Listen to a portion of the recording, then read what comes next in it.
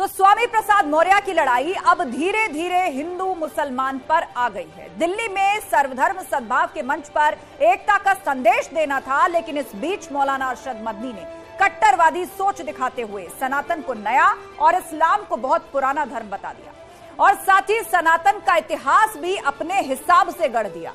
इस बात पर जैन मुनि लोकेश ने विरोध करते हुए मंच से मदनी को चुनौती दे दी और मंच से उठकर चले गए। इसके बाद मदनी के बयान पर देश के संतों ने गुस्सा जाहिर किया और उनकी गिरफ्तारी की मांग की। इस बीच लगातार सनातन पर प्रहार करने वाले एसपी के नेता स्वामी प्रसाद मौर्य ने सनातन को छोड़कर सभी धर्मों का महान कहा। मदनी और स्वामी के बयान पर धर्म युद्ध के साथ सियासी घमासान भी। मौलाना अरशद मदनी और स्वामी के बयान को सियासी बयान और कट्टरपंथी सोच करार दिया जा रहा है। आज इसी पर महाबहस करेंगे, लेकिन उससे पहले यह रिपोर्ट देखिए आप।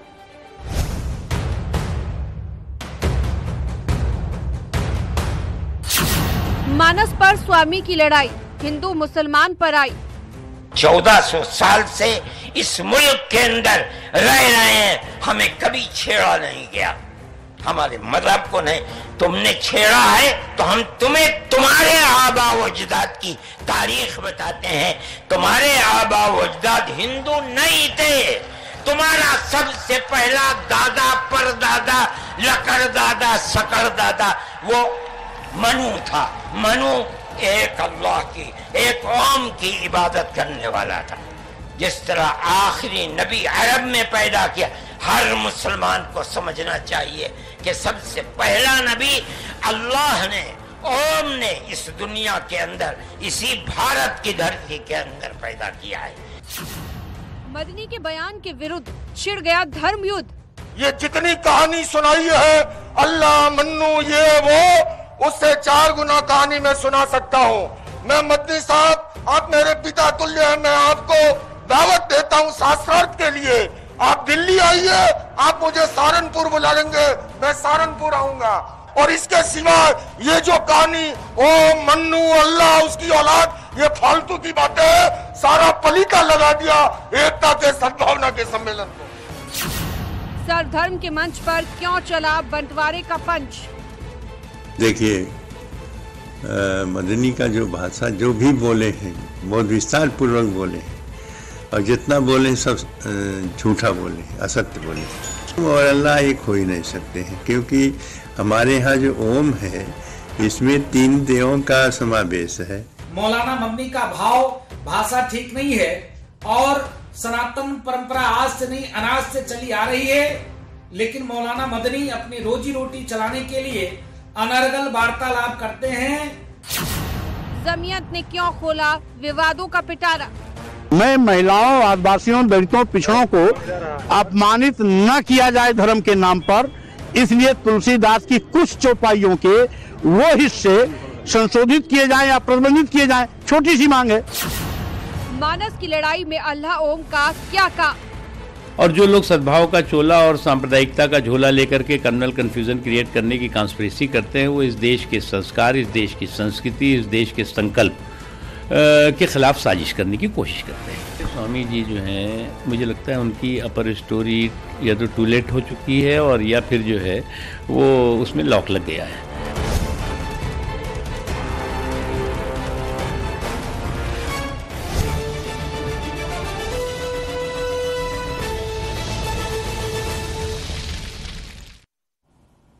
तो आखिर सर्वधर्म के मंच पर अल्लाह ओम का क्या काम, हिंदू मुसलमान वाले बंटवारे पंच का क्या काम, इस पर करेंगे महाबहस। और पूरा गेस्ट पैनल हमारे साथ जुड़ चुका है।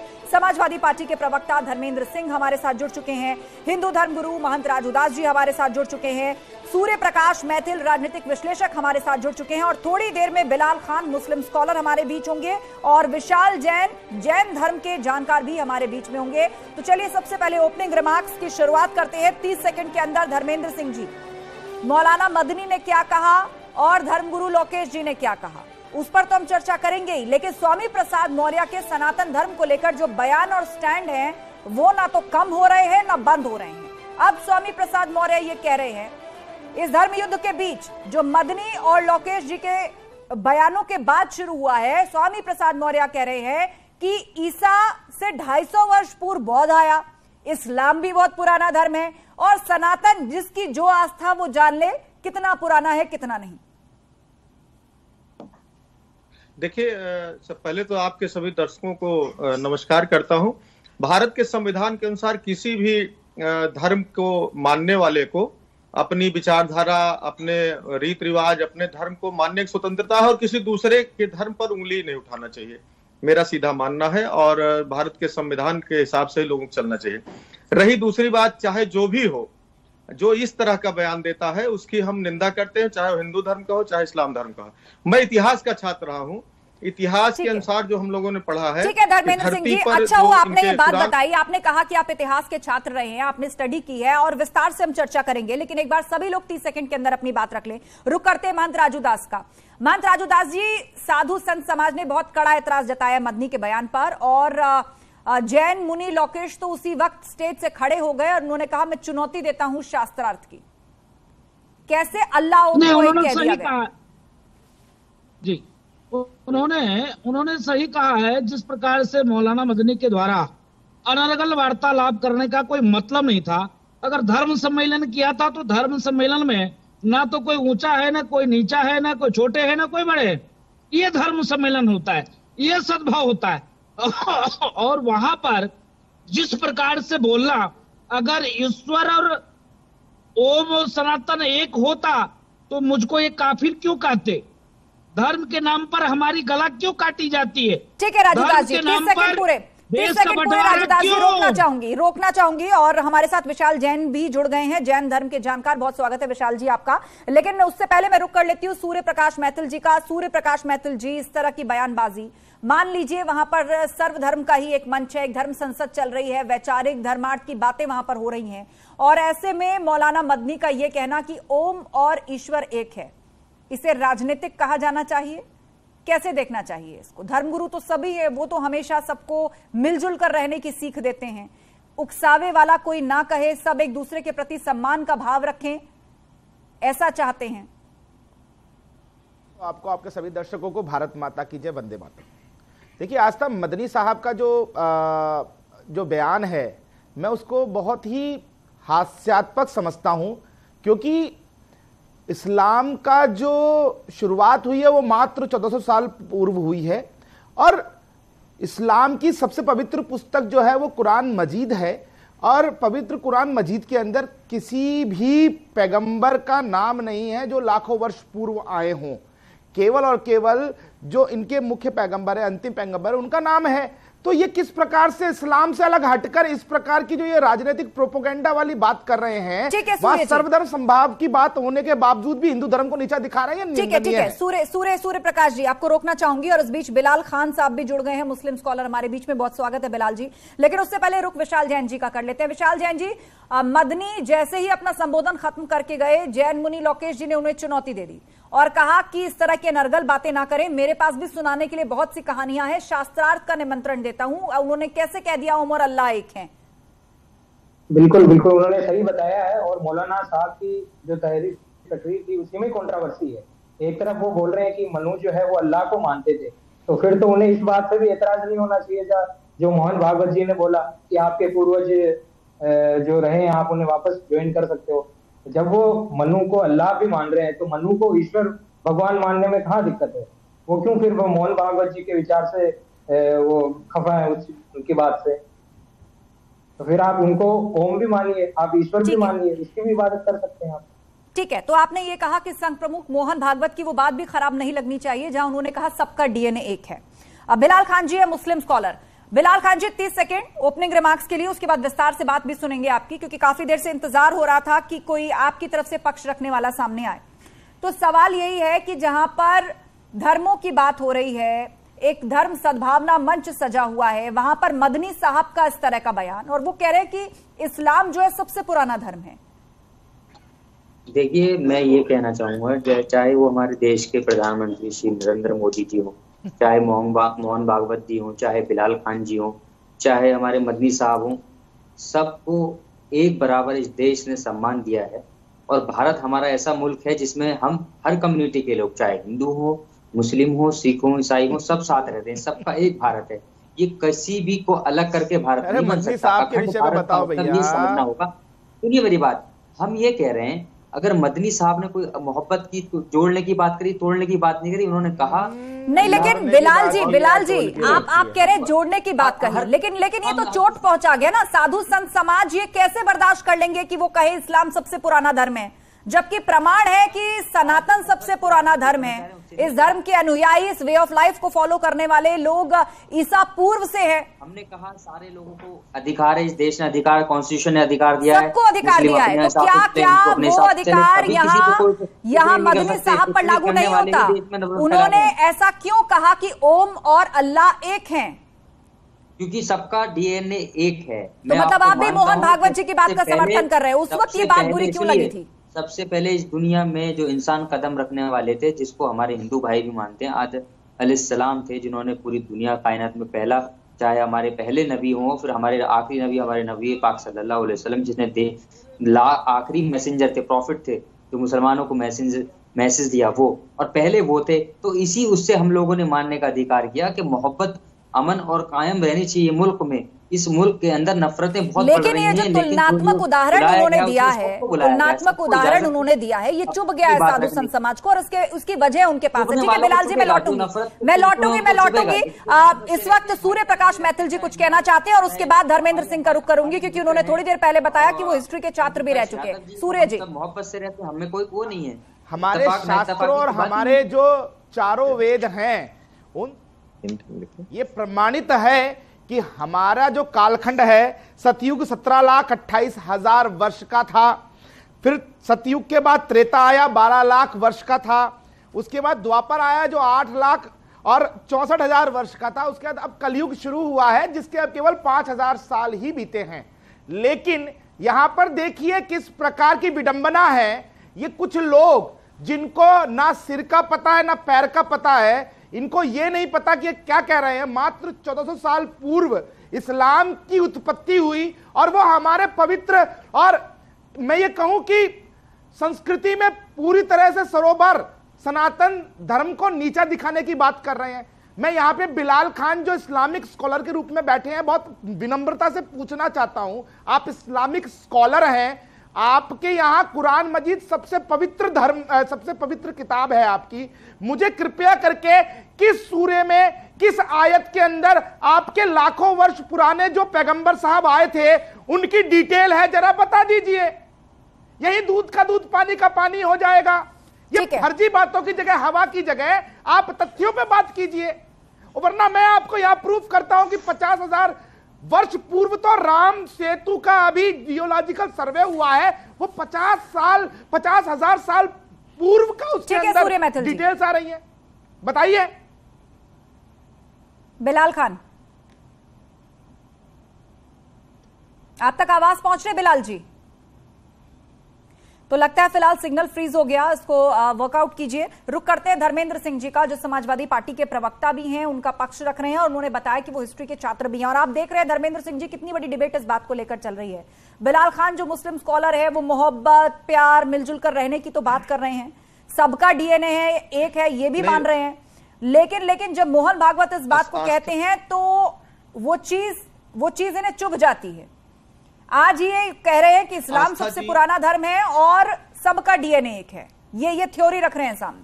देखिए आस्था जी, चाहे वो मोहन भागवत साहब हो, चाहे बंदी साहब हो, चाहे कोई और हो, मैंने एक लाइन बताया कि किसी को दूसरे धर्म के बारे में बात करने का, उसकी आलोचना करने का अधिकार नहीं है। तो मदनी जी ने जो कहा उस पर स्टैंड साफ करिए धर्मेंद्र सिंह जी। उनका कहना कि अल्लाह ओम एक है, इस्लाम सबसे पुराना धर्म है, क्या ये सब सही है? दूसरी साधु संत समाज की नाराजगी बिल्कुल इस तरह की बिल्कुल मैं सहमत नहीं, इससे मैं बिल्कुल सहमत नहीं हूँ। मैंने कहा कि चाहे जो कह रहा हो उसकी निंदा की जाती। मैं स्वामी प्रसाद मौर्य को कब लात मार के भगा रहे हो अपनी पार्टी से, जिन्होंने सनातन धर्म का अपमान किया है? अब ये यहाँ बैठकर मीठा मीठा गप और कड़वा तू मत करो, सच बताओ। तमाम जिस प्रकार से तुम्हारे राष्ट्रीय महासचिव लगातार सनातन धर्म का अपमान कर रहे हैं और उनको तुमने बैठा रखा गले में माला डालकर, तो यहाँ पर जी वो सवाल पूछ रहे हैं। और यही सवाल मैंने आपसे ओपनिंग रिमार्क्स में पूछा था कि स्वामी प्रसाद मौर्य अपना ट्रैक नहीं छोड़ रहे हैं और फिर एक बार सनातन धर्म को लेकर उन्होंने कहा है कि साधु संत तो ऐसी बात कर रहे हैं जिससे आतंकवादियों की जबान होती है। और दूसरा ये बौद्ध धर्म ईसा पूर्व से पुराना है, इस्लाम भी पुराना है, और सनातन के बारे में पूछते हैं तो वो कह देते हैं जिसकी जैसी आस्था वो मान ले कितना पुराना है या नया है। मतलब वो इंडोर्स भी करने को तैयार नहीं। पहली बात तो देखिए, ये इस तरह डिबेट ठीक नहीं है कि हम बोलने नहीं देंगे हल्ला मचा करके। नहीं, सवाल आया है, आप उसी पर जवाब दीजिए, कोई बीच में नहीं बोलेगा, कोई बीच में नहीं बोलेगा। जो सवाल किया है बस उस पर जवाब दीजिए। राजू दास जी एक मिनट, एक बार जवाब पूरा कर ले। धर्मेंद्र जी मैं आती हूँ। नहीं राजू दास जी, मैं आपका बहुत सम्मान करता हूँ व्यक्तिगत रूप से भी। देखिए सबसे महत्वपूर्ण है स्वामी प्रसाद जी का जो बयान है, पहले भी कहा गया है, और पार्टी उससे बिल्कुल सहमत नहीं ना, पार्टी का स्टैंड उसमें क्लियर है। वो व्यक्तिगत देखिए, पार्टी जो होती है हमारे साथ, पार्टी में किसी कई धर्मों को मानने वाले लोग हैं, व्यक्तिगत बयानबाजी के बाद नास्तिक हो भी है, व्यक्तिगत बयानबाजी के बाद राष्ट्रीय कार्यकारिणी में महासचिव बना दिया जाता है। इसको तो इसी से जोड़कर दिखा जा रहा है ना धर्मेंद्र सिंह जी की प्रमोशन हो गया उनका। संगठन तुलसीदास जी पर उंगली उठाई, रामचरितमानस पर उंगली उठाई, बयान अब सनातन धर्म को लेकर दे रहे हैं, साधु संतों को आतंकवादी कह दिया, और उसके बाद राष्ट्रीय कार्यकारिणी में महासचिव बना दिए गए। नहीं बिल्कुल नहीं, उनका वो संगठन पहले से बना। पार्टियों में मैंने कहा सबका समायोजन होता है, बयान में स्टैंड क्लियर है, को पार्टी का बयान नहीं, उनका व्यक्तिगत है, उसको उनसे पूछिएगा। दूसरी बात, मैं इतिहास छात्र रहा हूं, जो मदनी साहब ने कहा, कुरान के अनुसार सबसे पहले आदमी आदम साहब थे, जो धरती पर मुसलमान थे, इस्लाम को मानने वाले। इस्लाम का उदय हम लोगों ने इतिहास में पढ़ा है। सम्मानित करेगी, पदोन्नत करेगी, यही समाजवादी पार्टी की नीति है। जरा मुझे बता दीजिए, आप यहाँ पर समाजवादी पार्टी के प्रवक्ता, अगर राम को गाली देंगे आप लोग तो इसका मतलब वहां पर राष्ट्रीय महासचिव बनाया जाएगा, रामायण जी को जलाएंगे तो राष्ट्रीय महासचिव बनाया जाएगा। धर्मेंद्र सिंह की बात पूरी होने दीजिए, धर्मेंद्र सिंह की बात पूरी होने दीजिए। मैं दोबारा आपको अलग से 30 सेकंड दे दूंगी। धर्मेंद्र सिंह की 10 सेकंड खत्म करिए, 10 सेकंड खत्म करिए। आप आदम हव्वा की बात कर रहे थे, और इनके हिसाब से ये जो चाहते हैं वही सही हो। तमाम ऐसे इनके धर्मगुरु हैं, कैसे बयान लोगों ने कहा कि इसको मानने वालों का हाथ काट दिया जाए, तलवार उस पर। तो मतलब आप भी वही कह रहे हैं ना जो स्वामी प्रसाद मौर्य कह रहे हैं। अभी थोड़ी देर पहले आप व्यक्तिगत बयान कह रहे थे, देख लो आप भी वही कह रहे हैं जो स्वामी प्रसाद मौर्य कह रहे हैं कि आतंकवादियों की तरह बात कर रहे हैं साधु संत। ठीक है राजू दास जी, उसके पहले डीएनए में हिंदू का अपमान लिखा है। इस पर आ रहा था, देखिए सुनिए। देखिए जिस प्रकार से मौलाना मदनी जी के द्वारा आयोजित यह धर्म सम्मेलन का कार्यक्रम उनका बहुत सुंदर चल रहा था, नंबर 1। नंबर 2, उन्होंने आदम की बात करते करते उन्होंने महाराज मनु की तो बात की, ओम की बात की। एक स्वीकारता उन्होंने की कि ओम और आदम हव्वा और मनु सब एक हैं। मैं मानता हूं यह परंपरा, यह संस्कृति सब एक है, एक दूसरे के पूरक है। लेकिन फिर उसके बाद उनकी जो गलत बयानबाजी वहां पर शुरू ये हो गई कि तुम्हारे बाप, तुम्हारे परदादा, तुम्हारे तरदादा, तुम्हारे छरदादा सब इस्लाम को मानने वाले थे। ये गंदी बात है, अच्छी बात नहीं है। नंबर 3, मैं पूछता हूं, सवाल खड़े करता हूं, अगर हम सब एक थे, एक हैं, तो फिर धर्म के नाम पर देश का बंटवारा क्यों? धर्म के नाम पर आए दिन दंगा क्यों? हमको काफिर क्यों कहा गया? हमको बुत पूजक क्यों कहा गया? हमारी सर तन से जुदा क्यों हो रही है? धर्म के नाम पर कई बार देश बटे, जहां पर मुसलमानों की संख्या बढ़ी वहां पर देखिए किस प्रकार से एक कौम, एक मजहब, एक संप्रदाय की बात होती है। वहां पर अन्य मजहब के लोग क्यों नहीं रहते? अन्य वर्ग के लोग क्यों नहीं रहते? अभी अफगानिस्तान की तत्काल की घटना है, वहां पर सब लोग खत्म हो गए। ठीक है। धर्मेंद्र सिंह जी, जब भी शांति की बात होती है और ये कहा जाता है सब अपने अपने मजहब, धर्म और पंथ के साथ शांति से रहे, कोई किसी को ना छेड़े, ना चिढ़ाए, ना उस पर उंगली उठाए, ना ज्यादा सवाल पूछे, अपने अपने धर्मों का पालन सब लोग करें। लेकिन जब सियासत की एंट्री इसमें हो जाती है और ऐसे मंचों पर भी जहां धर्म की और अच्छे विचारों की बात होनी चाहिए वहां हिंदू मुसलमान हो जाता है, तो उम्मीद किससे की जाए? आप पर भी सियासत करने के आरोप अगर सर्वधर्म का ये मंच था, सबको बुलाया गया था, तो बिल्कुल सौहार्दपूर्ण और मैत्रीपूर्ण बात होनी चाहिए था। धर्म से अलग हटके कुछ दिल भी होता है, एक दूसरे से जोड़ने की बात। देखिए वहीं पर एक प्रस्ताव ये भी पास हुआ, विभिन्न धर्मों के बीच मैत्रीपूर्ण और भाईचारे के संबंध में दरार पैदा करने की किसी भी सलाह को, किसी भी प्लान को राष्ट्रीय अपराध माना जाए। तो इसकी चर्चा नहीं हुई, चूंकि उन्होंने एक ऐसी बात कह दी जिसपे लोगों ने उठा लिया।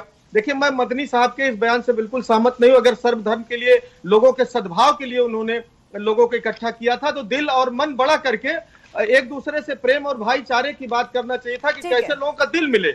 वहां धर्म हमारा धर्म बड़ा, तुम्हारा धर्म बड़ा। मदनी जी ने जो कहा, आपने कहा कि उनको जो है सौहार्दपूर्ण वातावरण का सम्मान करना चाहिए था और ऐसी बात नहीं करनी चाहिए थी। स्वामी प्रसाद मौर्य को लेकर आप लोग क्यों बचते रहते हैं? ऐसा लग रहा है जैसे समाजवादी पार्टी ने खुली छूट दी हुई है कि स्वामी प्रसाद मौर्य अपनी लय में बोलते जाएं, जैसे मर्जी बयान दे, और आप लोग व्यक्तिगत बयानबाजी कह के पार्टी को अलग रख लें। आस्था जी, आपको लग रहा है पार्टी पर छींटे नहीं उछलेंगे? हम एक राजनीतिक पार्टी है, हम एक राजनीतिक पार्टी है और हमारी एक विचारधारा है राजनीति करने की। हम डॉक्टर लोहिया की विचारधारा से प्रेरित है। डॉक्टर लोहिया ने कहा था, हे भारत माता, मुझे भगवान राम की मर्यादा, श्री कृष्ण की उन्मुक्तता और भगवान शिव की व्यापकता दे। हम उनको मानने वाले हैं, लेकिन हमारे दल में भगवान को मानने वाले भी लोग, जो तमाम नास्तिक लोग इस देश के नागरिक हैं वो भी, या किसी और धर्म को और पंथ को, मजहब को मानने वाले लोग हो सकते हैं, हर दल के साथ है। ठीक है, तो आपने समाजवाद की एक परिभाषा ये भी दी है धर्मेंद्र सिंह जी, सूर्य प्रकाश मैथिल, इसका जवाब आपको भी देना है। तो समाजवाद की एक परिभाषा ये भी दी है कि सबको साथ लेकर चलते हैं, धर्म को मानने वाले भी लोग हैं, नास्तिक किस्म के भी लोग हैं, हर धर्म का समायोजन खुद में करके उस तरह की विचारधारा को भी साथ ले जाने वाले लोग हैं। तो स्वामी प्रसाद मौर्य की भी अपनी विचारधारा है। देखिए आस्था, अभी यहां पर समाजवादी पार्टी की जो प्रवक्ता हैं, उन्होंने अभी कहा कि हम डॉक्टर लोहिया की जो विचारधारा है उसको साथ में लेकर चलते हैं। तो मैं पूछना चाहता हूं यहां बहुत विनम्रता से, क्या डॉक्टर लोहिया ने कभी कहा था कि निहत्थे राम भक्तों के ऊपर गोली चलवाओ, उनका रक्त से पूरी अयोध्या को लाल कर दो, उनके शवों को बांध बांध कर सरयू जी में फेंक दो, और उसके अलावा फिर यह भी घोषणा करो कि जिस दिन मौका मिलेगा दोबारा सत्ता में आएंगे तो दोबारा गोली चलवाएंगे? क्या डॉक्टर लोहिया ने यह कहा था कि भैया मुलायम सिंह यादव जी आप ये कह देना बच्चों से गलती हो जाती है, बलात्कार कर देते हैं तो कोई बात नहीं? क्या डॉक्टर लोहिया जी ने यह भी कहा था कि आजम खान से कि महिलाओं के अंतर्वस्त्रों के रंग भी पूछ लेना?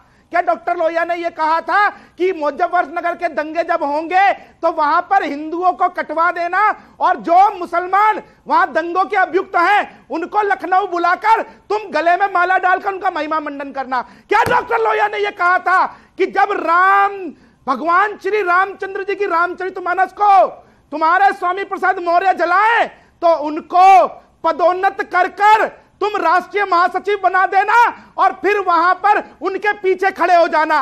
ये डॉक्टर लोहिया ने सिखाया था क्या? शर्मानी चाहिए आप लोगों को, शर्मानी चाहिए आप लोगों को। आपस में मत झगड़िए, यहाँ बैठकर ज्ञान दे रहे हो। ठीक है सूर्य मैथिल जी, आपने सवाल उठाए, आपने बहुत सारे बिंदु रखे, अब धर्मेंद्र सिंह इसका जवाब देंगे। देखिए, इनको यह सूट करता है जो नेताजी के समय में हुआ, उस पर बहुत विस्तृत चर्चा हुई, पीछे जाने नहीं चलवाई थी राम भक्तों पर? देखिए, स्वामी बलात्कारी बच्चों को प्रोत्साहित नहीं किया था मुलायम सिंह यादव जी ने? क्या आपके आजम खान ने महिलाओं के बोलने दीजिए, आपने जो सवाल उठाए हैं एक बार देख लीजिए क्या जवाब देते हैं उसका धर्मेंद्र सिंह। बोलिए धर्मेंद्र जी। देखिए ऐसा है, इनको एक बार भी इनकी जबान खुली हो तो बताएं, दिनेश शर्मा ने मां सीता को टेस्ट ट्यूब बेबी कहा था, उस पर इन्होंने क्या जवाब दिया? इनके तमाम संत दूसरे धर्मों पर उंगली उठाते हैं, इनके तमाम समर्थक, तब इनका जवाब नहीं आता। रही स्वामी प्रसाद मौर्य जी की बात, मैंने कहा स्वामी प्रसाद मौर्य जी का व्यक्तिगत उनकी सोच है, उसके बाद भी मैं फिर भी कह रहा हूं स्वामी प्रसाद मौर्य को बचाओ। उन्होंने कहा, आज उन्होंने कहा कि मैं रामचरितमानस के विरोध में हूं, हिंदुओं के हथियारों को पदोन्नत करते हो, उनको सम्मानित करते हो। तुम्हारी पार्टी के अंदर तुम्हारा राष्ट्रीय महासचिव रामायण जी को जलाने वाला व्यक्ति है, वो संतों को गाली दे रहा है और पूरी समाजवादी पार्टी उनके साथ खड़ी है। तुम्हारा एक बार फिर से हिंदू विरोधी चेहरा, तुम्हारा डीएनए फिर पूरे देश के सामने आ गया है। शर्म करो, शर्म। यहाँ बैठकर ज्ञान दो, आपस में मत लड़िए, आपस में मत लड़िए, शांत हो जाइए, शांत हो जाइए। सूर्य मैथिल जी और धर्मेंद्र जी, आप दोनों शांत हो जाइए, शांत हो जाइए। विशाल जैन जी हमारे बीच में है, जैन धर्म के जानकार। विशाल जी, आपको लग रहा है कि इस मामले में अब जिस तरह सियासत की एंट्री हुई है, ये मामला अब इतनी जल्दी ठंडा पड़ने वाला नहीं है? देखिए, उन्होंने खुद कहा, आज बयान दिया है, मुझे एक धर्मेंद्र जी, मेरा ये सवाल विशाल जैन जी से है। धर्मेंद्र जी शांत हो जाइए। विशाल जैन जी, जी बात अब मदनी जी और लोकेश जी के मंच से आगे निकल गई है।